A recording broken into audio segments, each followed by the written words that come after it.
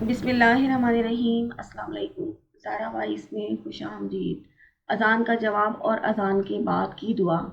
اذان توجہ سے سننی چاہیے۔ سننے والے کو چاہیے کہ مؤذن کے کلمات خود بھی آہستہ آہستہ دہرائے، لیکن حی علی الصلاۃ اور حی علی الفلاح سن کر کہے۔ لا حول ولا قوت الا باللہ۔ نہیں ہے ہر قسم کے گناہ سے بچنے اور نیکی کرنے کی طاقت اللہ تعالیٰ کی توفیق کے سوا۔ اذان کے بعد کی دعائیں۔ اذان کے بعد درود شریف پڑھنا، پھر مندرجہ ذیل دعا کا پڑھنا حصول شفاعت کا قوی سبب ہے۔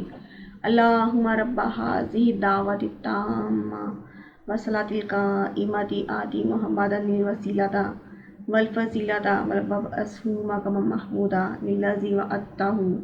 اشہد ان لا الہ الا اللہ وحدہ لا شریک لہ وان محمدا عبدہ ورسولہ۔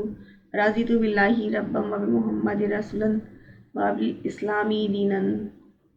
اے اللہ، مالک اس پکار پوری کے اور نماز قائم رہنے والی کے، دیجیے حضرت محمد صلی اللہ علیہ وسلم کو مقام وسیلہ اور فضیلت اور سرفراز فرما شفاعت کے مقام محمود صلی اللہ علیہ وسلم جس کا وعدہ کیا آپ نے ان سے۔